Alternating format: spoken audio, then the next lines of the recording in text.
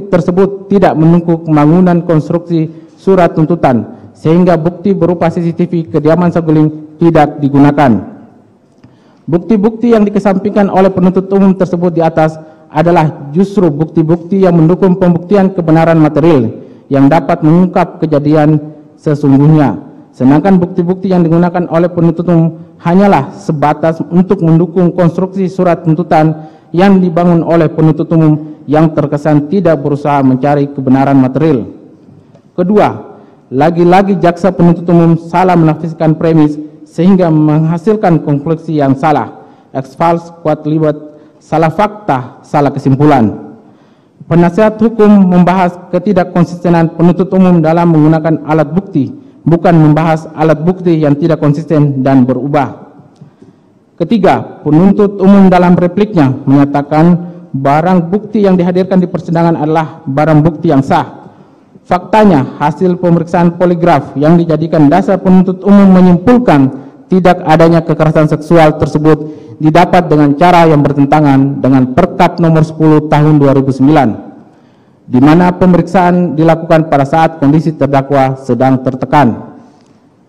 Edi O.S. Hiraish dalam bukunya yang berjudul Teori dan Hukum Pembuktian menyatakan, pada dua proses model, negara sangat menjunjung tinggi hak asasi manusia, terutama hak-hak tersangka, sehingga seseorang tersangka sering dibebaskan oleh hakim pengadilan pada pemeriksaan pra-peradilan karena alat bukti diperoleh dengan cara yang tidak legal atau biasa disebut dengan unlawful legal evidence.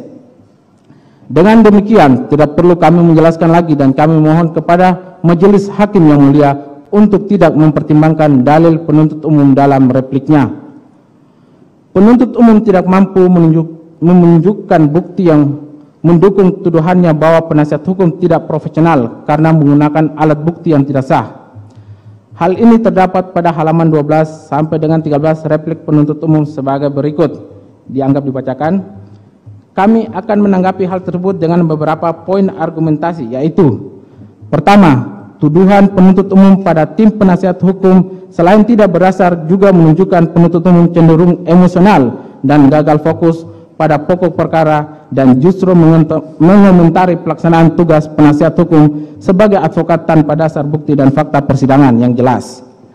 Selain itu, kami juga perlu mengingatkan penuntut umum agar tidak tergelincir lebih jauh dalam kesesatan berpikir dan merasa benar sendiri. Janganlah karena keterangan saksi maupun terdakwa tidak sesuai dengan jalan pikiran penuntut umum, lalu menuduh saksi atau terdakwa tersebut berbohong secara tidak berdasar dan tanpa bukti. Apalagi menyatakan bahwa penasihat hukum ikut berkontribusi terhadap hal tersebut.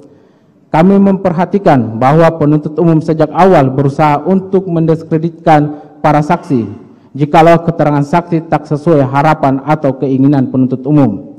Dan sebaliknya, penuntut umum menerima saja keterangan tanpa menyaring dan atau menguji kebenaran yang disampaikan oleh saksi atau terdakwa jikalau dianggap berkesesuaian dengan jalan pikiran penuntut umum. Sekalipun saksi atau terdakwa tersebut memberikan keterangan yang tidak konsisten, berubah-ubah, dan bahkan tidak berkesesuaian dengan keterangan saksi lainnya.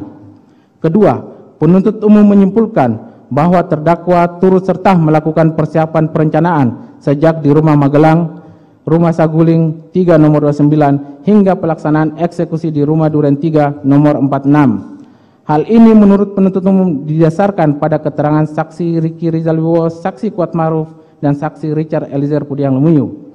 Faktanya, tidak ada satu keterangan dari saksi Ricky Rizal Wibowo maupun saksi Kuatmaruf yang menyatakan keikutsertaan terdakwa melakukan perencanaan pembunuhan terhadap korban.